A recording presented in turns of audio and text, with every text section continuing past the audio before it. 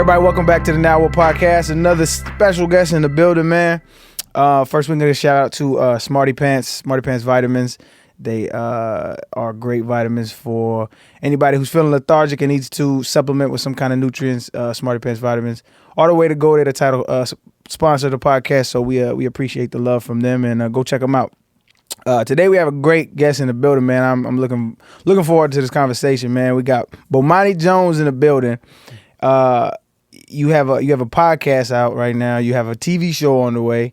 You are your background. I didn't really know until I dug up on you, and that's interesting to me. But you have a master's in politics, economics, and business. You went to school at Clark Atlanta, and where else? I went to Claremont Graduate University, and then I went to the University of North Carolina at Chapel Hill. Got you. So you're a decorator, man. Yeah, I've been around. That's insane, man. What is politics, economics, and business a degree in? Like, what does that entail? Well, they sold it as like a more academic sort of MBA. Right. So it is. If I were to go, well, at least at that time, because I'm rusty as hell with that stuff. But like, if I wanted to do the kind of job you do with an MBA, that would have been a thing to take. But MBA is much more of a study in just like business itself, as opposed to the systems that surround it. Okay. And so that was with some of the MBA focus, but really to look at how the systems that surround all this stuff then affect the business, right? Inside of it. Okay. Yeah. So it was a cool degree to have to understand the world, if nothing else. Yeah, that's what.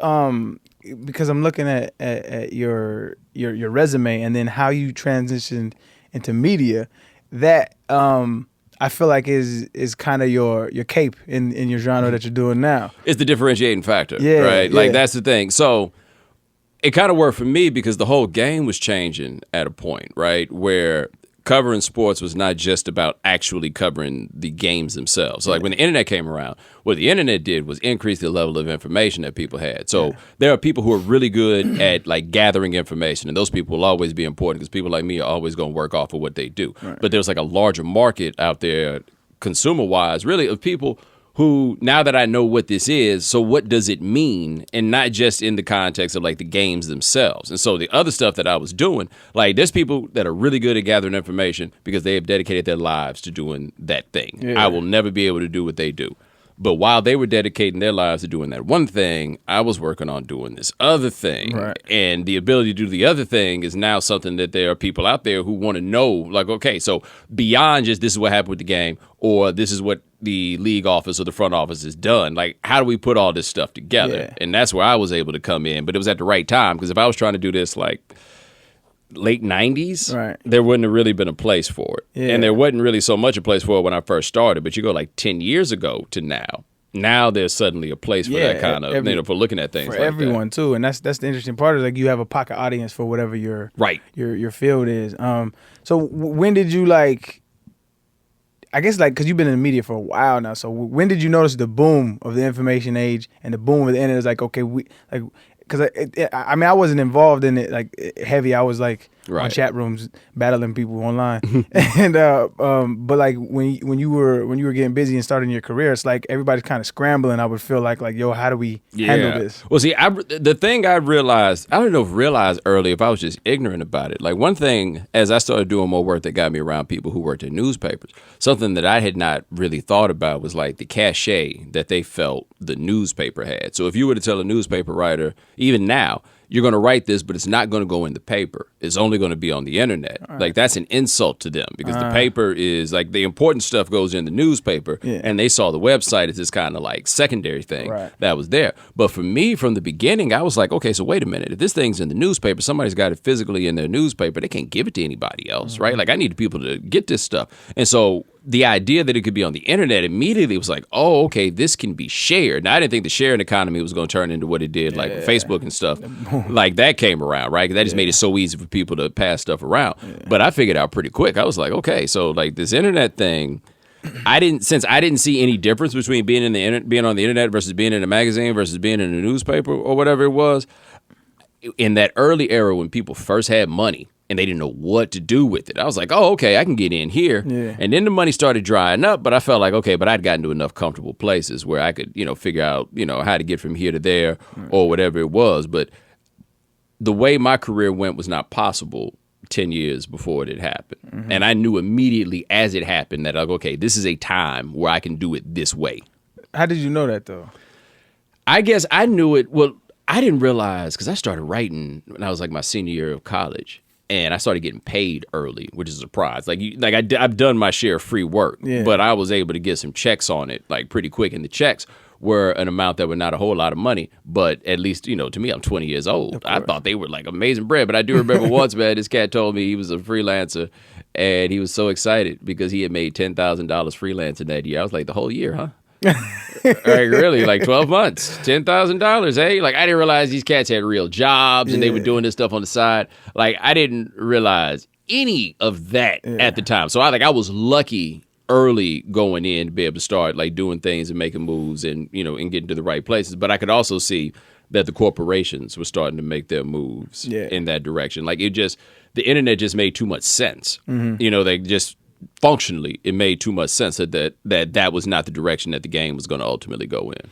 I want to double back in a second, but just to add on to that, like how from a corporate side, like now you work for a monster in ESPN, like from a corporate side, like how have you seen that transition from like the early days to like now where it's like pretty much all internet content now? Yeah, it is, but the thing that remains the case across the board as an industry is people have struggled to figure out how to make money off of this. Which is weird to me. Is it ad dollars? Yeah, but it's ad dollars, but it's almost in some ways as though the increased amount of information has hurt in a lot of ways. So like you think about it before, you had a magazine. You saw the advertisement in the magazine, inside of it, the back page or whatever it was.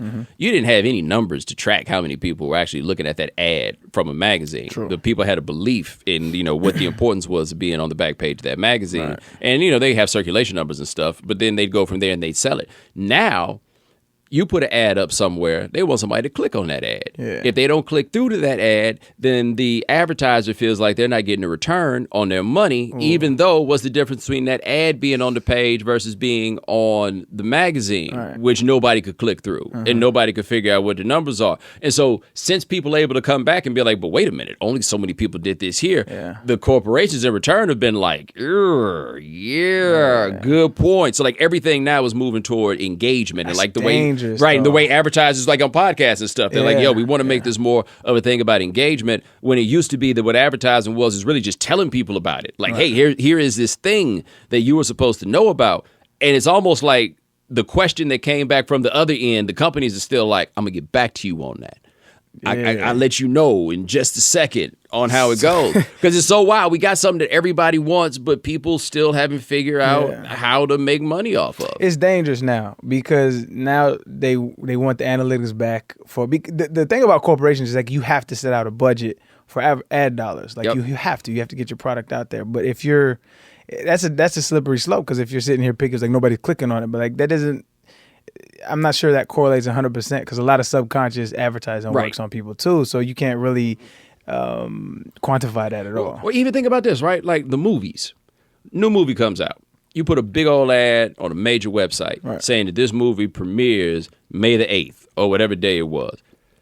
Even if I don't click on this to buy tickets for May the 8th, I know this thing is coming out on May the 8th. That was always what the value was. Like, there's no clicking on television ads. Right? Like, there's always a value that was determined in that. And that's why, and I don't judge the people for not figuring out how to make money off of it, because I don't have the great answer for it either. But I do sit over here and be like, wow, we really got this thing and we can't figure out how to make any money off of it. Now, part of it is the whole, we give the product away for free situation. You talking about what product? Well, I mean, just the internet in general with media, is that we started off, when everything started, everything was basically for free.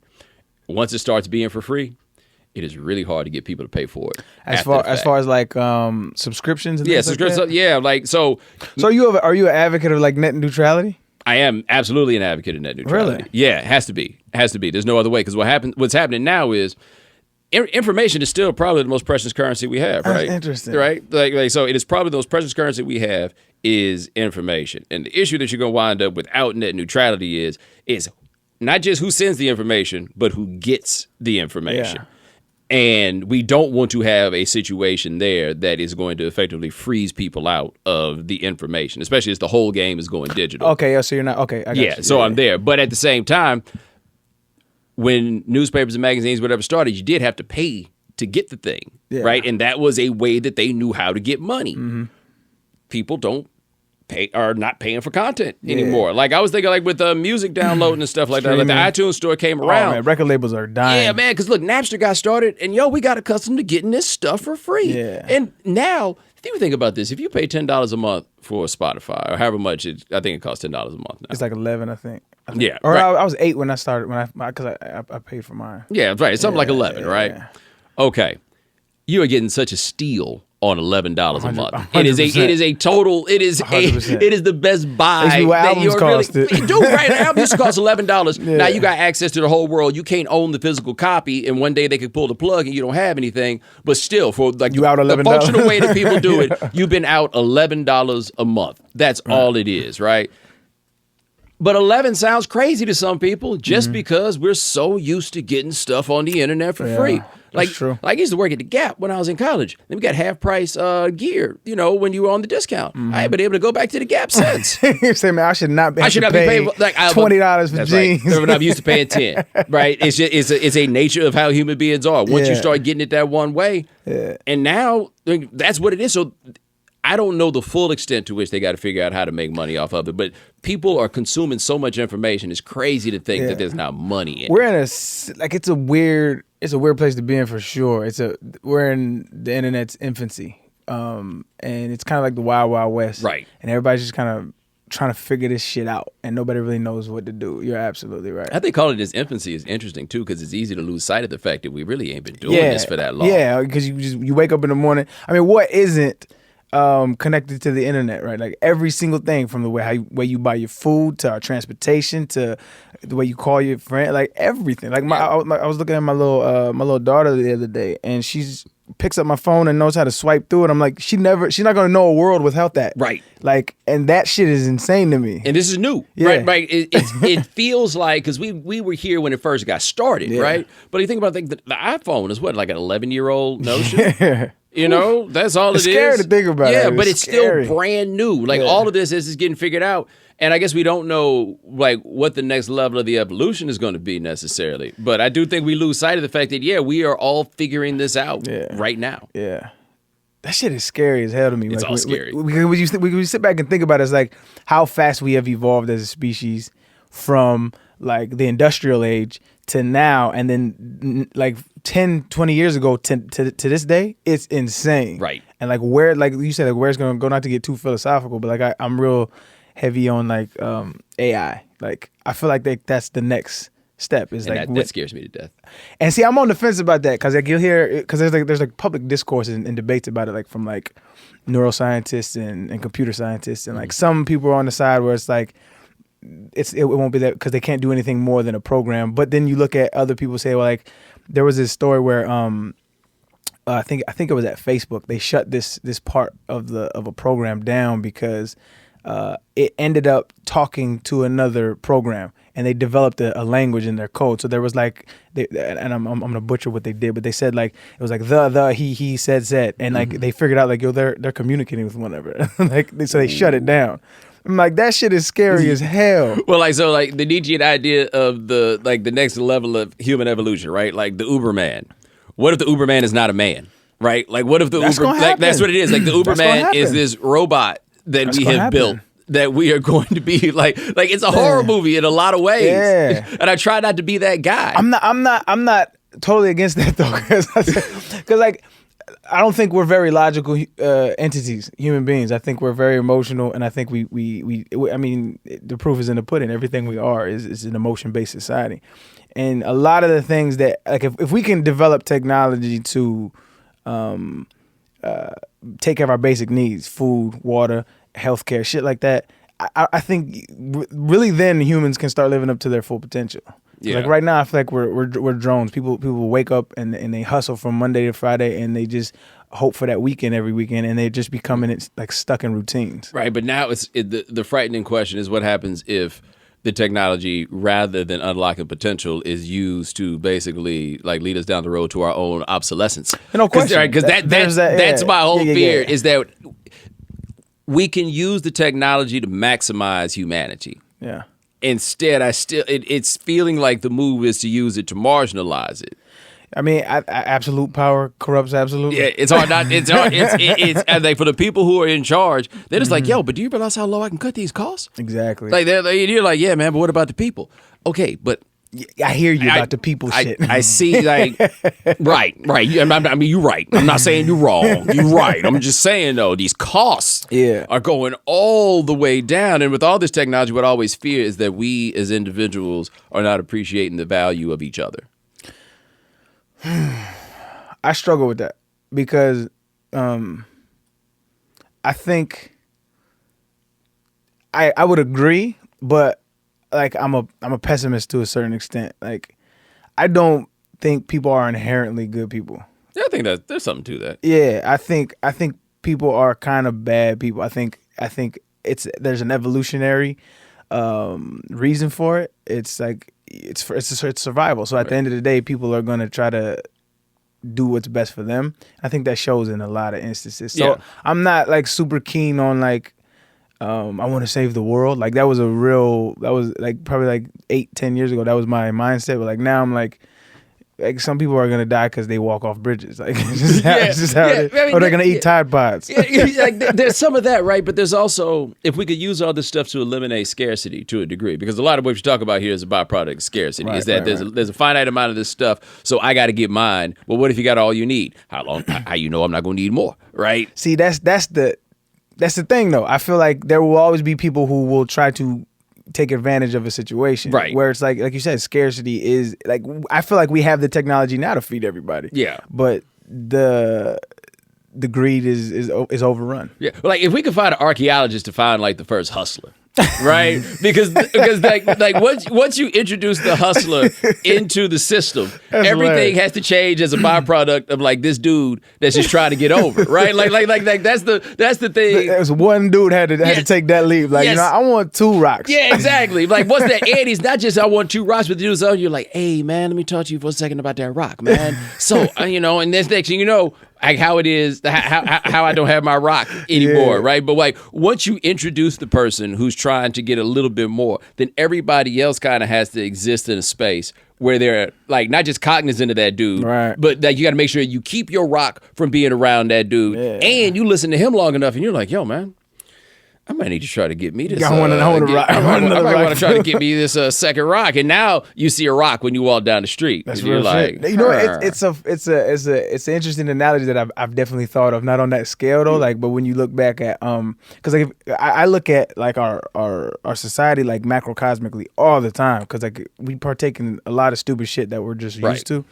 And so like when you look at the goal of the society right now is really just to keep the lights on. Like that's our goal. And like when did that start? Like when did like we were cave dwelling people, and when did we start looking up, like we stopped looking up at the sky and started like looking around, and like that shit I've pondered that thought. Yeah, well also because the thing about the keep the lights on thing is, so I am fine with the idea that to function in this society, you have to make some level of contribution. Mm-hmm. And in return for making that contribution, then you will be able to take care of yourself, or these things will be taking care of you. All right, cool. Like, I'm with that. But it is not a matter of, like, the trade is not a contribution to society. The trade is a contribution to the machine, right? Like, the trade is a contribution to the money machine, and then the money machine cranks you out some money, and then you get to do whatever it is that you can on that, but that is not the same thing. It's like for the betterment of the world, right? And that's... Because they're the ones that get to dole out the cash. Yeah. And we almost implicitly have to trust them, just like, please don't be terrible. So what do you feel about taxes? I mean, that's an interesting debate from the left and the right. Like, what is your take on taxes? So I have found for me in life that taxes are a very interesting test, right? And see, I am having this conversation with you, and I think that some may find this like realm of things pompous, but you will understand what I'm saying here. I'm here for you. One day you go from not really having much money to making a lot of money. Right. That certainly happened to me, right? Mm-hmm. I went from Captain Tax refund to Captain Tax check, right? Like that's how it went. And so shout out to you. Yeah, man. Hey, celebrate the wins, hey, man. Shout out to you, right? Like the same thing. Like it happens, but it's a move that happened in a progression in my life that allowed me to really look at how I viewed the world before and after, right? Right. And so I remember the first time I had to write one of those crazy, absurd tax checks. Yeah. At least it felt absurd. Yeah. And the thing I realized, I thought after I wrote that check was, this isn't changing my life one bit to write this check to these people. Like, I'm sort of at this place. And so now I look at where I am, which is certainly like, I'm probably doing better than 99% of the American population, but that 1% that is higher than me, so much of that is way higher than I will ever be. The nerve to not want to pay no taxes when you got that much money, right? Because it's not taking anything away from your bottom line, from your actual functioning real life. It's not taking anything away. And this stuff, we do have people that we need to provide for, even if you want to be cynical about it, right? Right. You don't want to provide for these kids to go to school? Okay. Don't be mad when they rob you. You know, like to me, it seems pretty simple. Why don't we try to make it a little easier for these kids to learn? Then we don't have to get robbed. That's hilarious. Doesn't that sound great? But when you frame it like that. Yeah, but to me, in the end, that's fund your safety future. Yeah, man. Like, in the end, this is where a lot of that comes to. So, like, yeah, man, man decides that, okay, you know, we're going to have this high tax rate for what it is. Yeah. All right, I'm good with that as long as the right people are paying the tax. Yeah.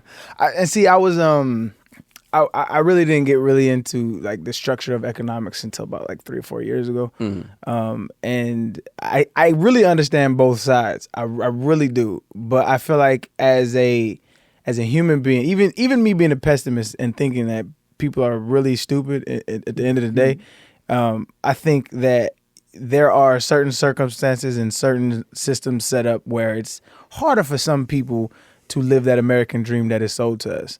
So I feel like we have a responsibility to help people that will never be in my position. Like, I don't mind paying those taxes. Yeah. I don't mind at all. Like, I understand why people do, but I also don't understand why they do. I can't rock with them. Like, I really, like, once I got to that point, I was like, my views have not changed now that I have moved up on the tax game, right? Like, my views, my outlook on it, I was really like, no, this is the contribution that I can make back. That'd be an interesting poll to I'm pretty sure there is one out there, like from somebody who has changed hierarchies from class structure, and to see if their views changed on taxes or not. That'd be an interesting poll. Well, I think the interesting thing to look at it would be like, there's two ways to go about it. So I remember because I remember like the day it changed when I started doing Around the Horn. That was just like, television money is just a totally different animal than the other stuff that I had been doing.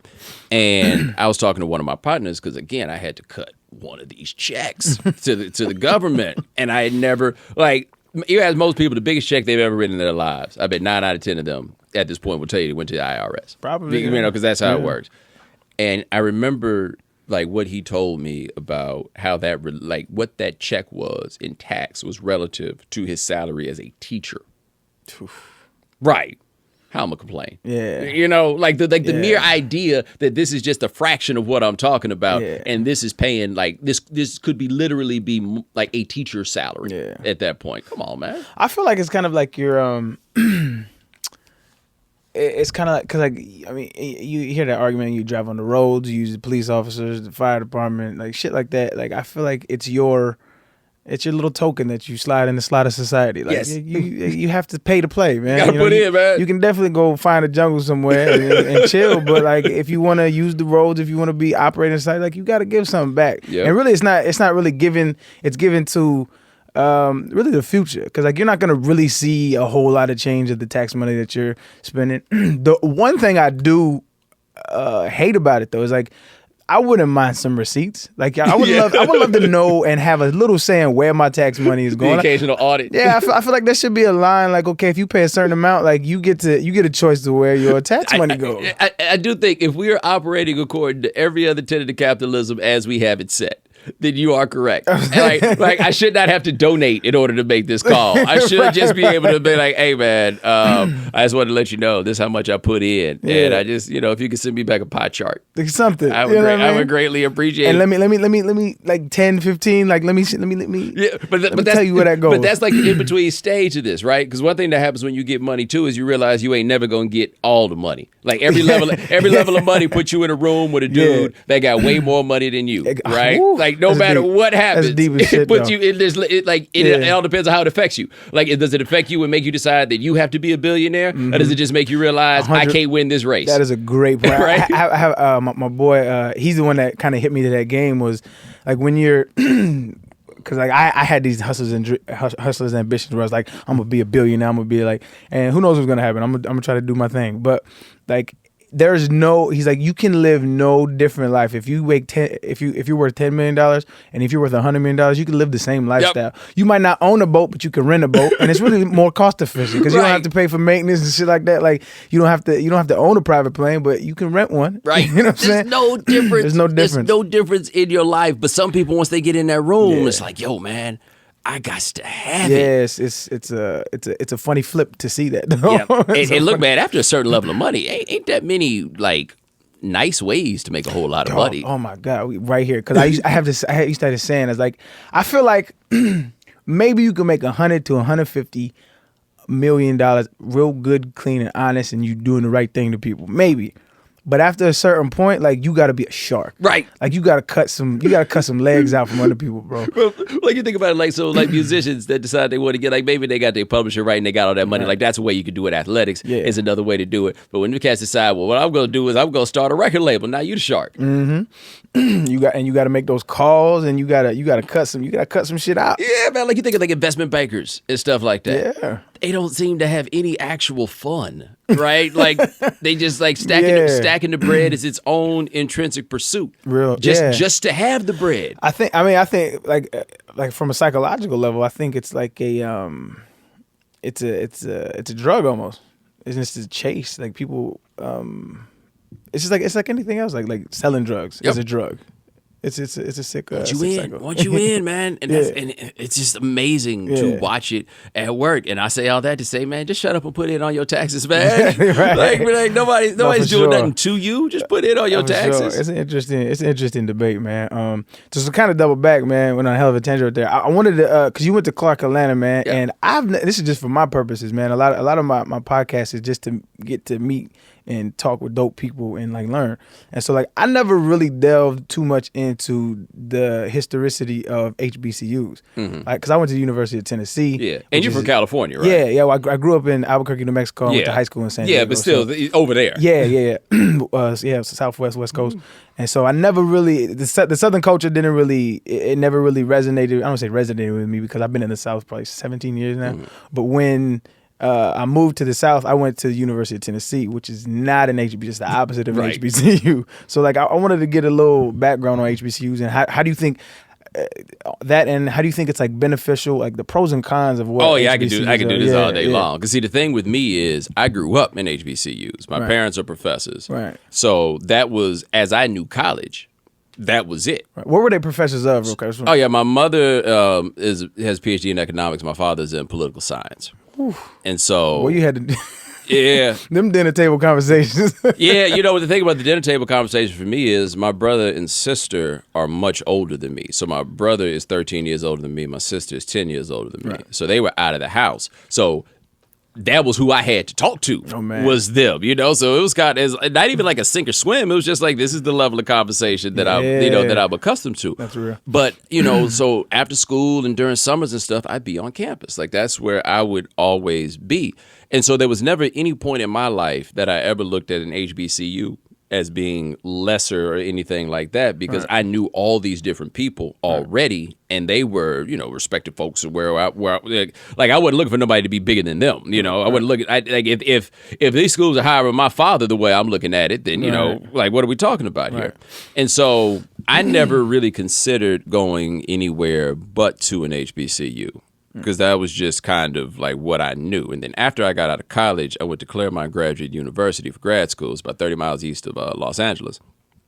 And that was different. And that was when everything started to like make sense about what I truly gotten out of my experience. So like for a black person, I don't think I get to where I get to without going to an HBCU. And the reason is those people who were there saw a certain potential in me and treated me as someone who had the potential to do great things. Like, it's hard to get to a place of doing great things if people don't believe that you are capable of doing great things. 100%. Regardless of what anybody says, man, it's hard to get into a large majority white environment and as a black person and have people look at you and see you as someone who is capable of doing great things. So you're not going to be encouraged. It's like, I won't say you won't, because that's not fair, but the likelihood that you will be encouraged in that way, sure. right? They go up much more. There's also something to be said. Like, I believe ideally that college should be a bit of a bubble from real life. Like, it's a great incubator between your childhood and your adulthood. You know, like, I spent my whole college people telling me it shouldn't. Yeah. See, I'm like, no, let's take this time and, use this to develop minds as much as anything else. Right. But I also went to school, like, literally into projects. Like, my view outside my window across the street was of one of the first housing projects built in the United States of America. So, wow. So it was a different kind of bubble nonetheless. But, it's definitely a bubble. But for me, yeah, man, when people talk about, like, you need to go to a white school because you need to learn how to deal with white people. No, they're going to be there. Like, it ain't like you're not going to have another chance to go. Yeah, they're going to be there. But there's, like, I listen to the stories that people tell me about, like, the racism that they would deal with at these schools. Mm-hmm. And I got to say, man, there's a certain relief that came from doing 4 years of school without having to put up with that, without having to deal with being looked at funny and people asking you how you got to school here and everything else. And it's not that their experiences were just overwhelmingly negative necessarily, but there's a part there that you should not have to deal with, and that there's a value in not having to deal with. Especially at the time that you're dealing with it. Like, you have no clue who you are when you're in college. Right. Like, you're trying to figure that out, and then you have to mend that with the experiences that you're having, and then hopefully grow forward. Right. And what I really learned, and I think is the biggest thing about the black college that gets lost, is I would make an argument that the black college is actually the most diverse environment in higher education, if you break yourself from the idea that diversity is only in terms of race. Because what happens with the black school because of this is race is obviously a defining variable, but race is an artificial construct. So within race is everything. So if you say, well, what determines who goes to this school? Oh, they're black.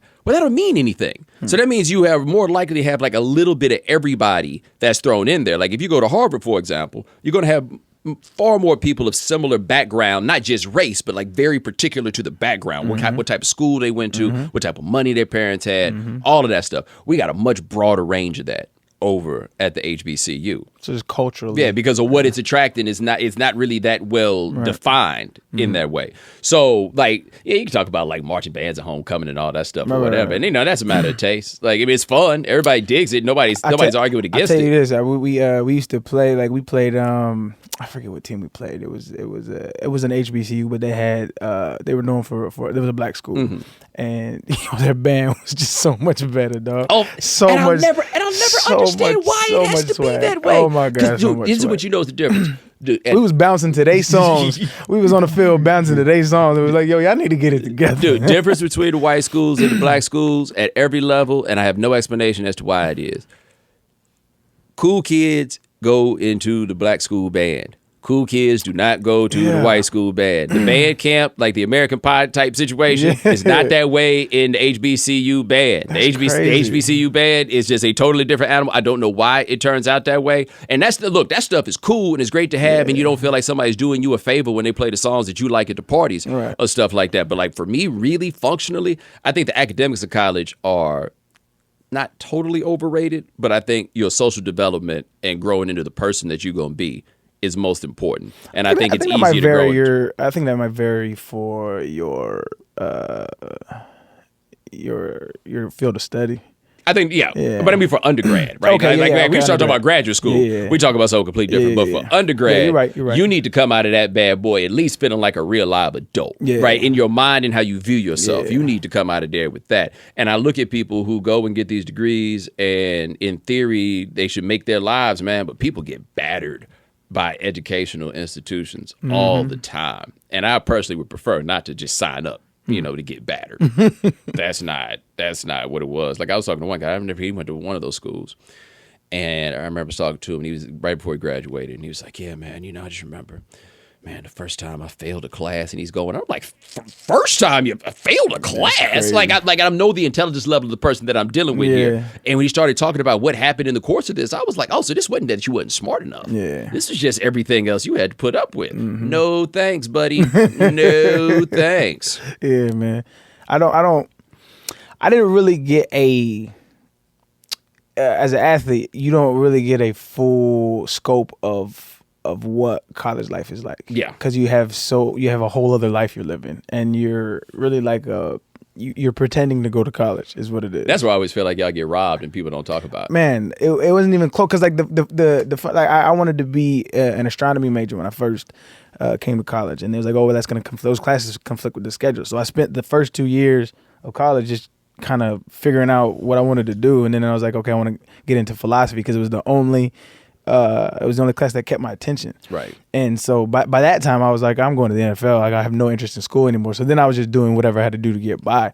And then looking back, I mean, as a 17-year-old kid that stepped foot on college, I'm like, that shit is backwards. Like I don't even think that if you it should be a requirement to go to the NFL, like or the NBA even. Like, right. It should be totally separate. There should be different leagues. It just, or at least allow us to get a degree in our sport. Just be a college student. You know, like the fun of college is what you're doing when you right, because you got stuff to do. Yeah, we can't. Because the best part of college is, like, when people talk about, well, I had to work all these jobs in college, I always feel bad for those people. Like, I legitimately, like, I'm fortunate that I did not have to do that. Because the fun of college is, like, and what you get out of it is when you're not supposed to be somewhere.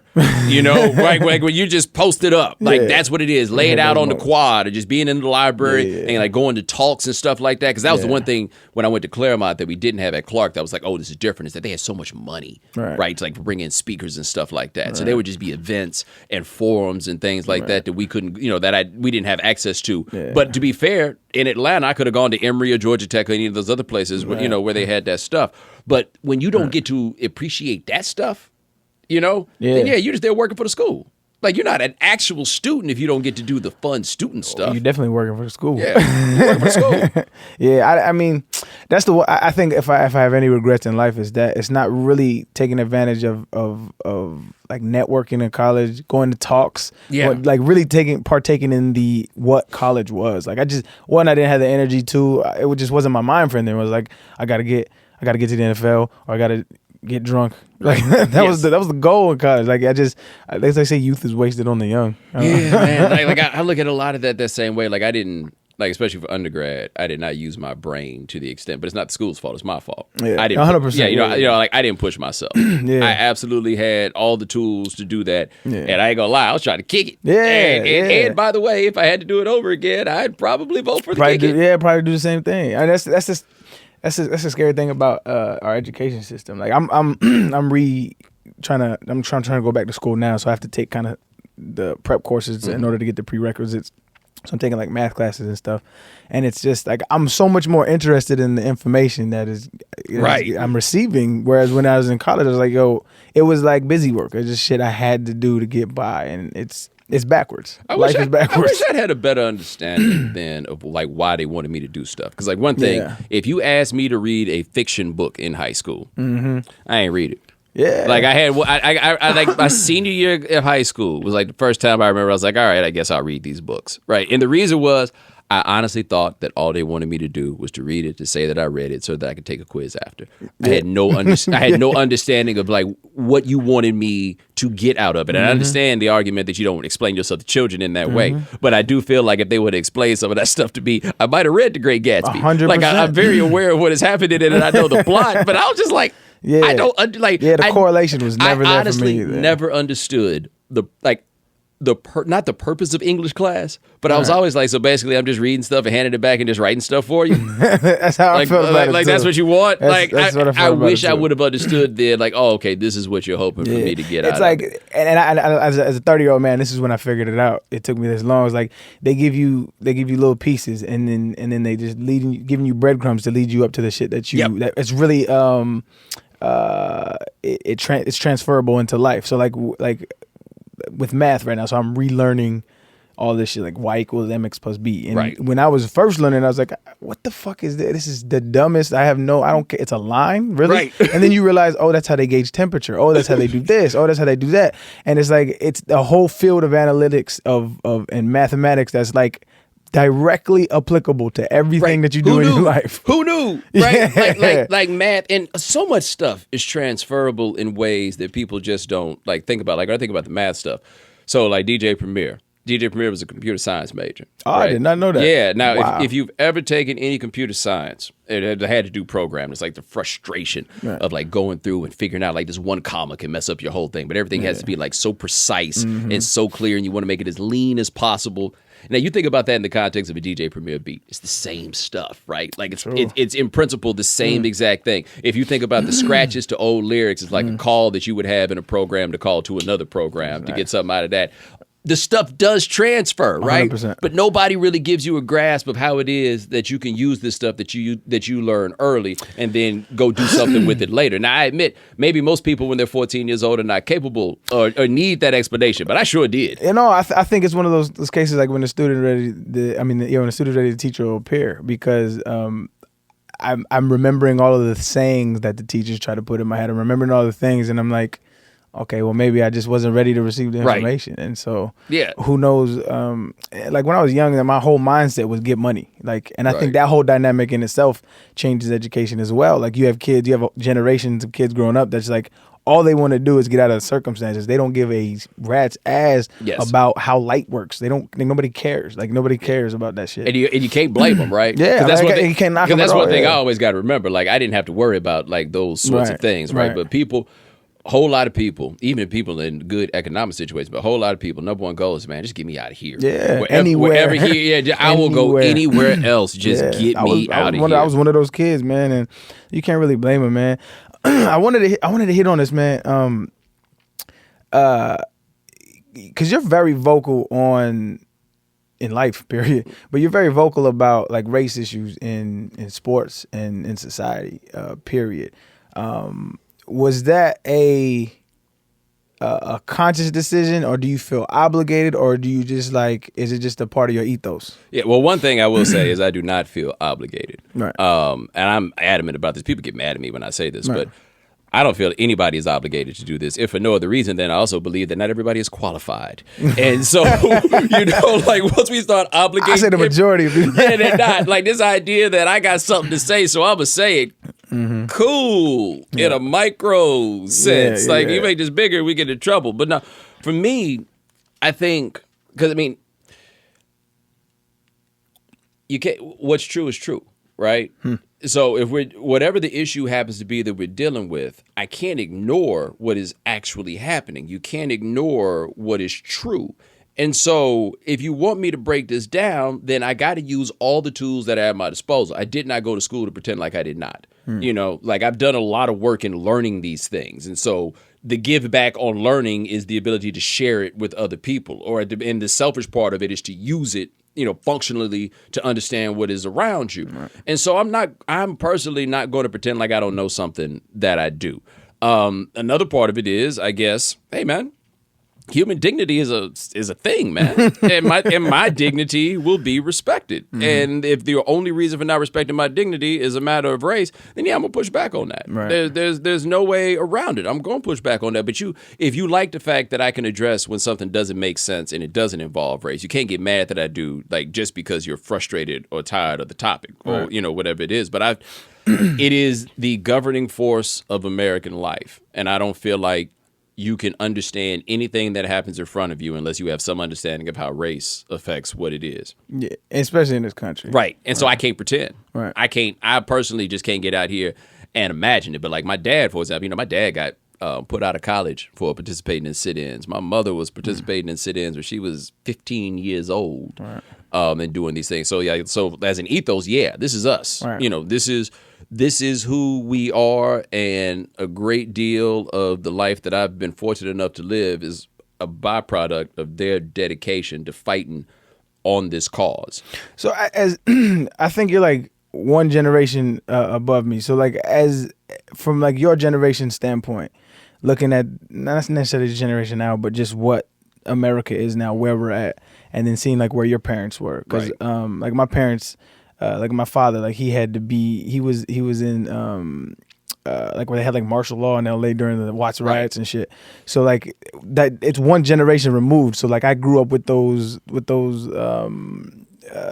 it was in me, right? So what do you see the difference from like when you grew up or when your parents dealt with and like today's society? Because I feel like today the not necessarily, it is kind of like covert racism that goes on, and you kind of have to convince people that shit is still going on. Yeah, like that's how I feel. Well, luckily, people are being kind enough to make it clear these days. There's not as much mystery. So I was born in 1980, and I think that that's important because I forget who it was. They said the 90s is a very interesting time period. So we like the same generation. Yeah, man. more or less, right? Yeah, but no disrespect, bro. You know, but the thing about the 90s is like 20-something years removed from the Civil Rights Act and before 9/11. And so there was almost like there was a time of optimism that came up in the 1990s. Like you think about like cross colors, like the idea that the hot thing in fashion was anti-racism gear. Like we were there at that point, like the proliferation of rap music going around, you know, all of that stuff where it was almost, you could say culturally in a lot of ways kind of utopian in what we thought was possible, where I think there was more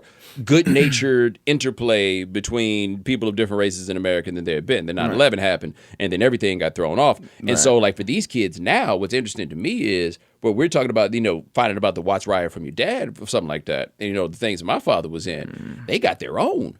Like, they are on the ground on this in a way that we were not. Like, I think that we were learning a lot about history on that stuff, where they're going to be teaching their present to people. And I am very curious to see how this goes also because because now we're, you know, everything is so segregated now in a way that I would say was not 25 years ago. It really is. So what's going to happen when these people start getting together? How, you know, how is this going to go? I'll be really curious to see in 20, 30 years, if I'm fortunate enough to witness it, how it is that they are going to talk about what these times were. You know, are they going to look back at it? Like, are people going to be honest with what side they were on? Of course not. When they look back, right? Like, so like those sorts of things. Like you look back at the like at the press. There's press clippings when MLK was speaking, and the same rhetoric about him is being said about said today. So like I doubt it. Yeah, but like it's wild. Like I would talk to my dad about stuff like in my early 20s where I grew up in a different way than he did. He grew up in segregated Louisiana. Like I grew up around white people with very positive relationships with a lot of them and a very kind of optimistic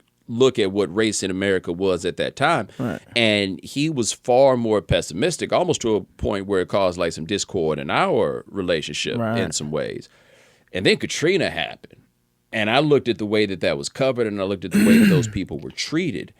And I found that since then and over the years that have preceded, you know, that have succeeded that, is he and I looking at things more like the other. Like we're coming in line in a certain way where no, things are not as bad as he would have had me to believe that they currently were. But things were not nearly as good as I thought they were. And now we're kind of at a point where, so like the work I do, for example, we got to be real about this.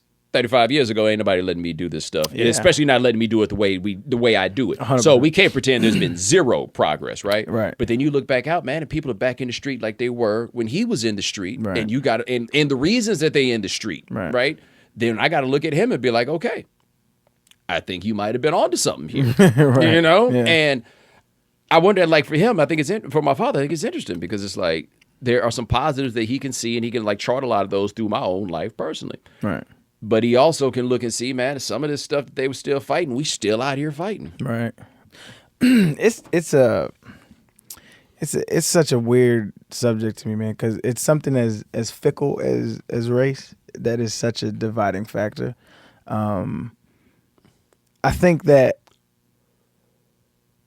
it's hard to separate it from like race and sports, right? So politics and sports it's you can't because like we like the majority of sports are driven by pop culture, and pop culture is driven by black folks. Like it always has been, and it always, I don't want to say it always will be, but it for the foreseeable future it will be. And the circumstances in those communities are now being broadcasted, and the social media age I feel like has brought everything to a headway. Like, so everybody is kind of clashing right now.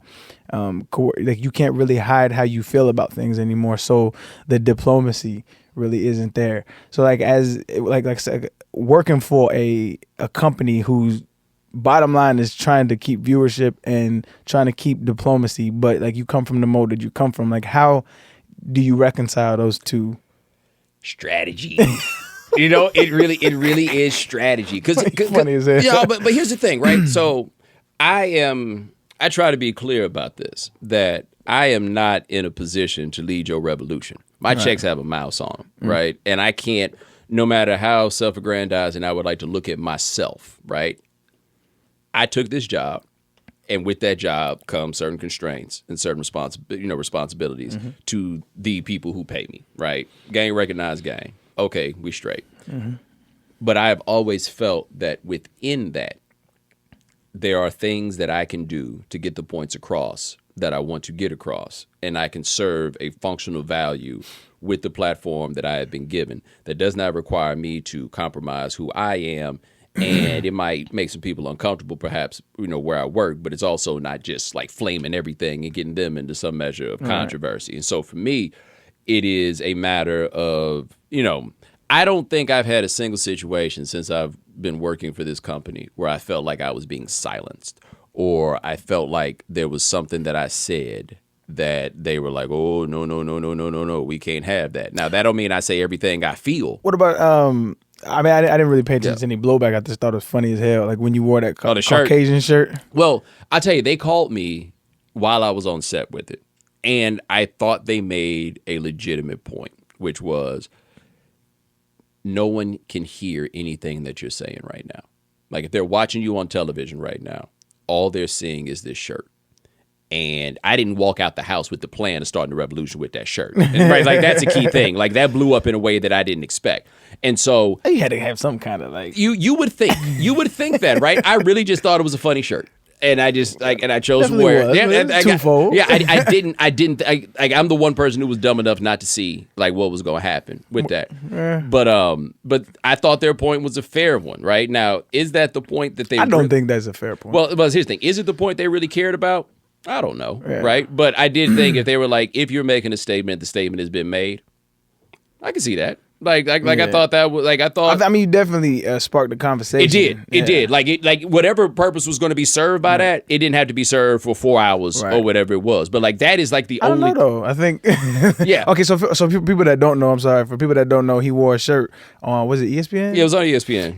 ESPN too, but yeah. It's still ESPN, bro. Yeah, I'm just being clear. Just being clear. So the Cleveland Indians and Chief Wahoo has been a controversy for a while, and it was a play on that shirt, and he wore a shirt that said Caucasians with a white guy and a money sign instead of a feather.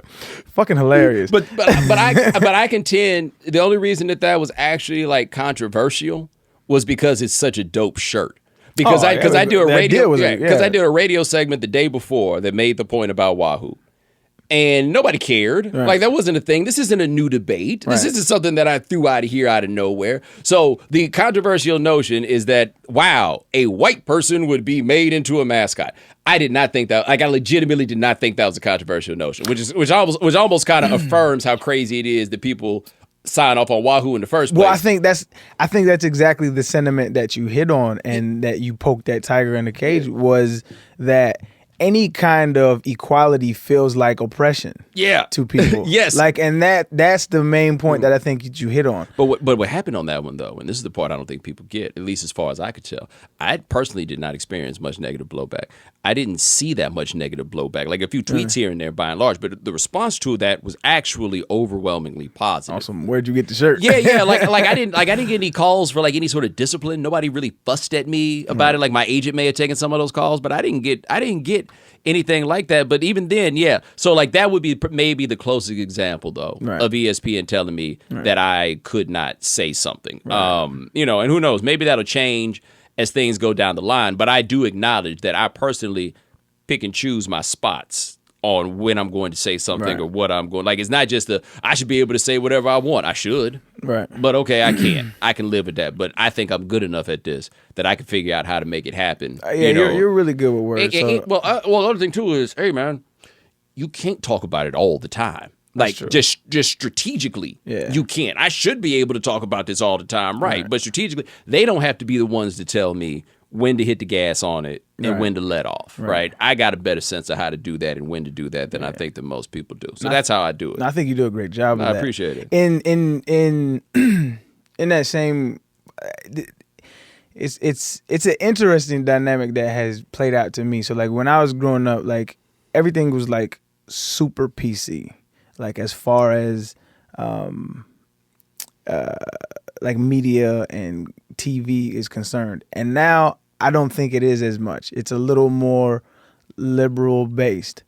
But society is probably a little more PC now. Do you see what I'm saying? Yeah, like I've been struggling with that too, on like where exactly the line has gone, because it's looser in a lot of ways, certainly. And then in other places, what I think you have is, I think that things are probably generally looser, but you still have people that are in gatekeeper positions who want it the way they are. And so they're the ones that like clamp down as much as they possibly can. And then social media is the bridge, right? So people get on there and say whatever the hell they want. Yeah, but I meant more like key terms that are more offensive now, right? So like we're having the conversation of Chief Wahoo, right? So like that has become, whereas before, like not maybe, people have talked about it, but it was never a national conversation. Right. But like now things like that are national conversations. Me Too movements. Right. National, like whereas that is super PC. And like it's like this weird yin and yang that's kind of interwoven between each other. And I don't know what is or what isn't PC. Yeah, well, one thing that's happened is these big money operations now have to listen to more people than they ever had to listen to before. Yeah. Right. So like groups of people, once a group of people can mobilize, then all of a sudden we talk about something different. Right. So like there's a whole discussion around transgender people, for example, where the notion of being transgender, to be honest, for me is relatively new. Like I looked up one day and it was LGBT, and I was like, tell me more about this T. Right. I personally did not know. And it's my fault that I did not know, but I think that not necessarily. But what I said is, but I think that if I did not know, I feel like there's a lot of other people 100%, who then did not know. And now so it's like so if you're in charge at a company and you've done some commercial that has offended transgender people, and somebody comes to you and is like, hey, well, we have offended transgender people, I feel very confident saying 10 years ago, those people would be like, and who are they? Yeah. Now they know who those people are, and they want to be conscientious to some degree of those folks so they can get their money or whatever it is. But now there are more groups of people that I think are able to get enough of them together to make enough noise that it is now constraining what people are doing, because that's what social media has really done. You know what? That's a good way of looking at it. And wow.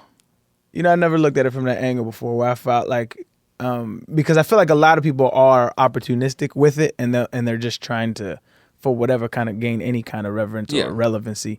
But I think you're right in where it's just people are now, due to the internet, are now organizing and finding out their voice together.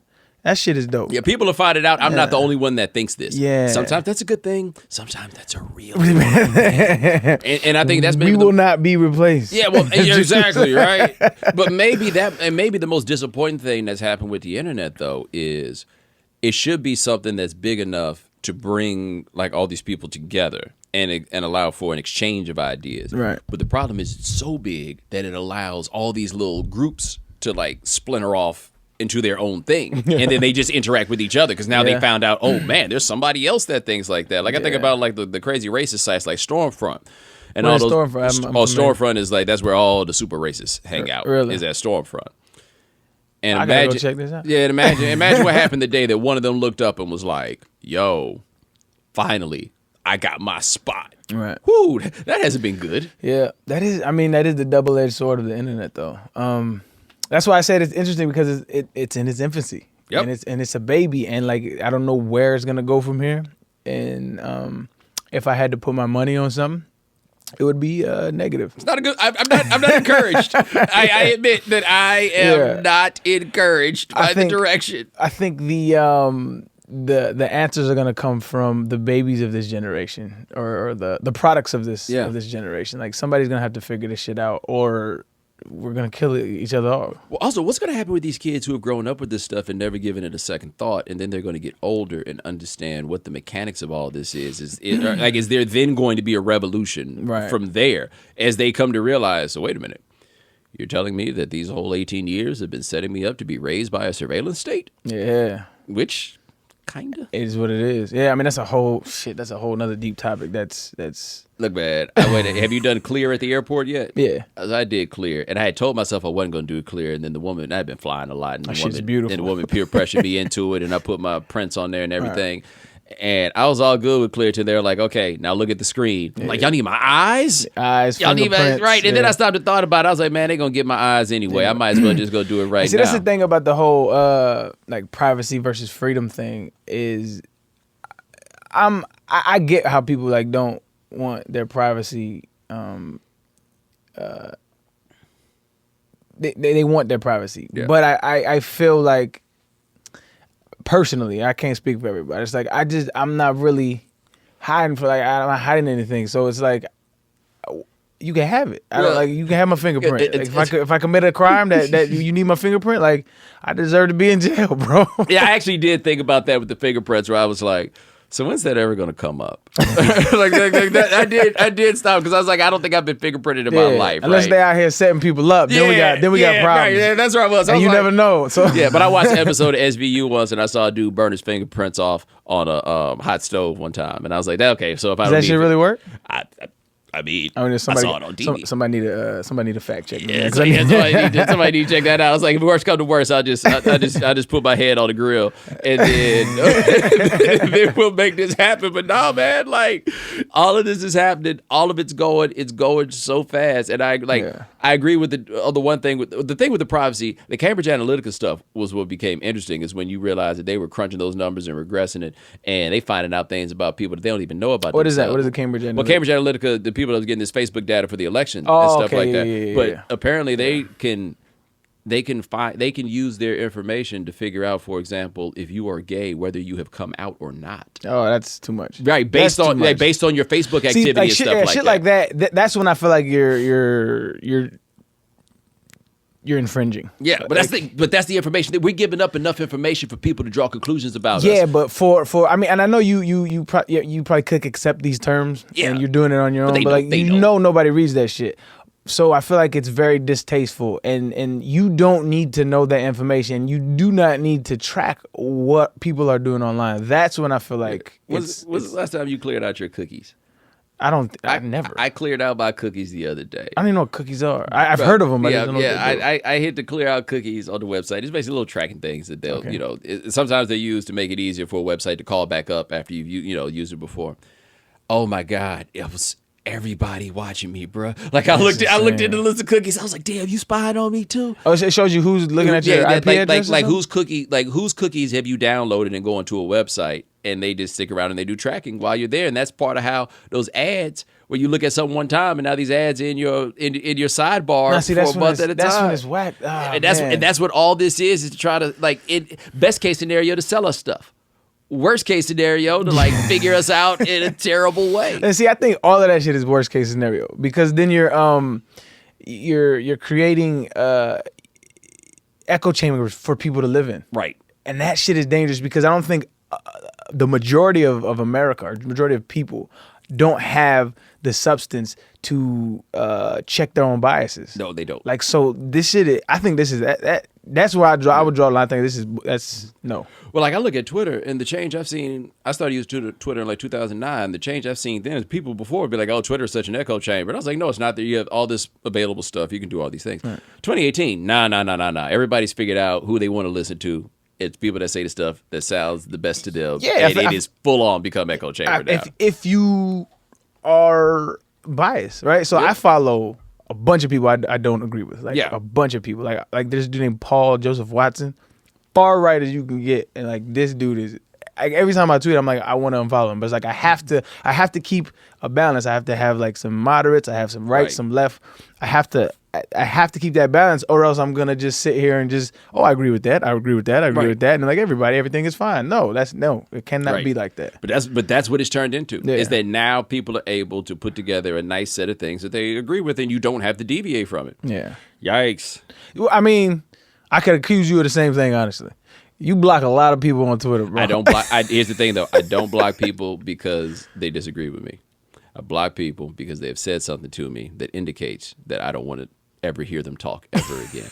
And that is not necessarily like you can. You're right. Yeah, man. That's all it comes down to, man. Following me ain't no big deal. I ain't taking nothing away from you. I'm just trying to keep myself sane. So like I have plenty of room for people to disagree with me. I really do, and I understand why people would think otherwise. And if you convince me that I am wrong, I have no problem saying it. I got a Kobe Bryant outlook on that. I miss a lot of shots because I make a lot of shots. So like sometimes it's not gonna go in. I can live with that. Right. That's what it is. But nah, you just ain't about to be out here talking crazy to me or just being stupid. Yeah. I just don't have time trolls, to listen to stupid people. trolls. Or just where I'm looking at what you're saying and I'm just like, the next thing you say might be even dumber than this. Out of here. What is your? Because I love Twitter. I'm on it a lot. Yeah. I'm on Twitter a lot. You're on Twitter a lot. What is your love affair with it? I don't like it as much as I used to. I liked it a lot, especially when I first started. And I admit that part of it is I worked so much. Right. And so much of the work I was doing was on computers. Right. And so, like, there's a certain level of human interaction that you lose in working so much. And then, these things are there. And then it became, I could find out so many things that are going on. And I can, like, aggregate my news here. Yeah. And I can get people saying funny stuff. And I can meet new people. I can make, all kinds of people that I've connected with. Like, I connect with you through Twitter, for example, right? So, like, we can do all those things. And then, like, for me, it was just so much conversation and so much information that it was fantastic. Right. The thing that's happened most recently is, man, you never know when you're talking to an actual human being or not. And that's what their problem is. Like, the greatest thing about Twitter is the people. The worst thing is people who aren't people. And that's where it's all gone downhill. Definitely argue with a few bots. Oh, yeah. Like, I misunderstood what the bots were, man. Yeah, I didn't really know it was a thing. Yeah, like, I just thought they were jerks. Yeah. And so, like, now it's not there. But just the idea, like, all the things that you can learn about what's going on all over the world. Like, there's so many things I'm so much more aware of now because of that particular medium that it was there. Now, man, that has just been exploited by so many people. And I feel like all of us, especially if you've been on there for years, we kind of reached almost like a steady state on picking up new people. So, like, our Twitter crews have been formed. Yeah, which then asks the question of how much more are we really getting out of this? I mean, Twitter's struggling with that right now. They're kind of like they've leveled. They don't know what to do, man. They had to let the trolls and the bots live so they could get those user numbers. That's true. And now that's driving people out. Yeah. And they're like, oh, where do we go? I don't know where I'm gonna go though, because like that's the problem. Where do you go? Yeah, because I'm not a huge Instagram fan. Like I'm on there and I post because like it's great for like advertisement and stuff like that. But it's like you basically just creeping on people. Yes. Like people are posting stuff and you just like the interaction really is unless you want to do the comments, and comment sections are trash. No. So, I loved Instagram when cameras were facing out. Right? When it first started, the cameras faced out. Now the cameras all face forward. Man. And it's like, so for like more, what is it? Lascivious is the word, purposes. Man. I think that's the word. Anyway, so if you want to look at women or whatever turns you on, then Instagram is great. Yeah. But like the idea that people are like, they meet in the club, they're like, yeah, hit me on Instagram. I'm like, damn, that's what y'all use it for? Yeah, man. I worry about anybody that uses Instagram for words. Yeah, but that's the thing. It's not. It's like anytime you read like a long Instagram post, it's like I don't want to read all of that. And the majority. This is the funny thing. The majority of like captions under pictures have nothing to do with the picture, and I'm like, what the fuck am I doing? I was about to say, one thing about Instagram, this shit shouldn't require all this explaining, right? like picture worth 1,000 words. Why you giving me 1,000 more? Don't need no excess. No. I shouldn't need all this. So that, and then shit, Facebook. I've never been a fan of Facebook. That is just a weird place. And so if Twitter goes, man, I might just. Yeah, I don't know. Like I've wondered for a while what's the next level of everything on this, right? Because Facebook, the thing that Facebook's got, hey man, Facebook's greatest advantage is everybody is on it. And so it's impossible to knock it off the perch because you won't have a place that everybody is. Man, it is the most used social media site. Yeah, and your granny got Facebook. Like everybody's on. That's why Facebook. I got off though, because my grandma was on it, and I was like, I'm straight. Yeah, I'm on it, but I don't really use it. I don't use it at all. I have not looked at the Facebook news feed in years. Yeah, matter of fact, I got confused. My mom was telling me because like I got off probably 2010 because it started getting weird. Because like I got on Facebook when it started. Like so I was in college in 2004. So like we used it to like Yes. with women, right? Yes. So that's what it's for. Yes. And like, and when your homeboy said he met some girl and was trying to tell you how fine she was, and it was like, yeah, I'll you be can the go judge of that. You can go and then you can go. We started Facebook groups for jokes and like it was fun as hell. And then all of a sudden like regular people started getting on, and it was just like you didn't have to have a no college address. college address. And I was like, yo, this is just getting weird. I don't know where I was going with that shit. But we all got off. Like, but Facebook. Like, people tell me about all the things they see on Facebook. I'm like, I don't do that over there. I use Facebook to transmit. I do not use it to receive. I don't even really use it. Like, I have an account and I post stuff on there. Like, I don't even know if I really have any followers. Exactly. Shout out to my Facebook followers if I have some. Right, but like that's how I use it. I do it that way. Man, I don't even know how to that's where I was going with. I don't even know how to interact on it. Like, I opened it up because I had downloaded on my phone for the first time in like 8 years, and I opened it up and I had no idea what was going on. I felt old. I was like, what is going on Facebook? Man, the people on there scrapping it out, man. They go for it. When I was on, like, people were poking people. I was like, is that still a thing? I don't even know. Somebody poked me about a year ago. Somebody poked me. It was a dude too, and I just didn't know. I didn't know what to make of it. Like, I mean, like I don't know if I had ever really been poked before, but I was just looking at him like to pause on all of this. Yeah, like, why don't you just send me an email? Like, that was my thought, is why don't you just send me an email? And like, you can't even instant message on Facebook anymore. Well, they made it. They made an app. So you have to download 2 apps for Facebook. Come on, I'm not doing all that. I don't want to learn. And I just don't need to give that many more people ways to get in touch with me. That's true. It is really easy to get in touch with me. It's too easy to get in touch with me. I would make the argument. That's true. I need to disconnect from everything here in a little bit. I want to take a trip to Japan and just get away. Yeah, that'd be dope. My buddy Pablo just went over there. Yeah, he said he dug it. He said it's an experiment in the future though. Like, it's like you go there and you feel like this is like, I feel like I'm in the future. That was his conclusion. I definitely got to go there. Yeah, he liked it. Do they have any, like, I don't know if you know anything about Japan. Like, do they have any like like original culture there? I'd assume so. All right. I'd assume. Yeah. I don't know shit about Japan. Yeah, you better find out. You going for all of us. I'll let you know, man. Yeah, man. I want to do a podcast that just solo and just talk. But dog, I appreciate you coming on, man. No, man, I appreciate you having me. Enjoy yourself in New York City. Yeah, for sure, man. It was a great conversation, man. And so you have like you said, your podcast is called I got the Right Time podcast on ESPN. Check us out at the Apple Store and the ESPN app. I have the Evening Jones, which is my own podcast that I do once every week or two. You check that out at the Apple Store, iTunes Store, all of those. TV show coming up with Pablo Torre. That'll be, I promise the show is actually going to happen, and it'll be coming soon. And when is it dropping? They won't let us tell yet. Okay, guys. But I'll let you know when we turn the microphone off. But sure. We're close. We're close. So no, that's going on. I think that's about all my stuff right now. And they can find you on social media. Bomani _Jones on Twitter. Bomani _Jones on Instagram. And I mean, I guess I'm on Facebook. I got a fan page. You can go holler at that. No, we appreciate it, man. So we end the podcast the same way every time, man. One of my favorite human beings is Jim Carrey, and so everybody that's been on is tried to advocate for me to Jim Carrey to come on the podcast, man. So we're gonna put a compilation together and try to get him on the show, man. So just look at the camera and then Jim Carrey. Don't forget this. No matter what happens, you remember this one thing, okay? Ace Ventura was cool. Yeah. But we made you, bruh.